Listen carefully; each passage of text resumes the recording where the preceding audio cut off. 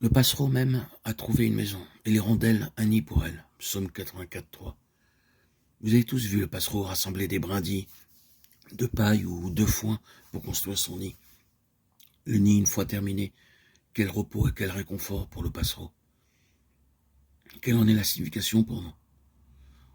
Ne nous est-il pas enseigné que notre Dieu, avec soin et patience, rassemble les matériaux en vue de se construire une habitation? Rachetés par le sang du Seigneur Jésus-Christ, nous sommes réunis à lui pour devenir une habitation de Dieu en esprit. Éphésiens 2:22. Afin de lui donner consolation, repos et satisfaction. Avant d'être sauvés, nous pensions seulement à ce que nous pourrions obtenir de Dieu. Il nous est montré ici ce que nous pouvons donner à Dieu. Cette satisfaction et ce repos que Dieu ne peut obtenir du ciel et de ses anges aussi longtemps que l'homme demeure dans ses péchés ne peuvent lui être donnés que par l'humanité indigne, mais rachetée. C'est un mystère. Lorsque vous commencez à comprendre la véritable signification de l'Église, sa grande valeur aux yeux de Dieu, alors ce mystère devient clair pour vous. Nous avons une conception superficielle du mot Église. Nous le disons sans connaître son véritable sens. Beaucoup disent, le dimanche, aujourd'hui je vais à l'église. Il s'agit d'une très mauvaise utilisation du mot Église. Dans la Bible, celui-ci n'est jamais employé pour désigner une construction terrestre. Vous verrez souvent peint sur des panneaux d'affichage ces mots. Église baptiste, église méthodiste ou église des Indes du Sud.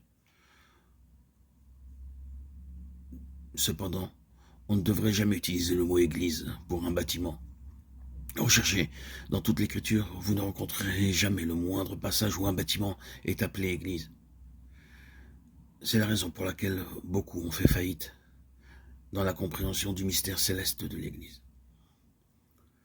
Lorsque l'apôtre adresse ses lettres à l'église d'Éphèse, à l'église de Corinthe, à l'église d'Antioche ou à l'église de Philadelphie, il n'utilise jamais ce terme pour distinguer un bâtiment. Pour lui, il s'agit d'une notion tout à fait différente. L'Église n'est pas un organisme mort, mais un organisme vivant.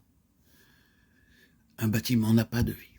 Vous pouvez appeler une construction église baptiste, mais vous utiliserez d'une manière inadéquate le terme employé par le Saint-Esprit. Vous devriez la dénommer bâtiment baptiste, ou salle de réunion, ou chapelle, ou quelque chose de semblable, mais certainement pas église. Dans les Écritures, l'église représente uniquement ceux, hommes et femmes, qui ont été rachetés par le Seigneur Jésus-Christ. Nous voyons cela dans Actes chapitre 2, verset 47, où il est précisé que le Seigneur ajoutait chaque jour à l'église les âmes sauvées, non pas à un bâtiment, mais à un groupe de personnes qui croyaient au Seigneur Jésus-Christ et avaient reçu son Saint-Esprit. Par l'église, la sagesse et la puissance infiniment variées de Dieu sont révélées. Cette sagesse variée de Dieu ne peut pas être révélée par les anges, mais par les créatures humaines rachetées par le précieux sang de Christ.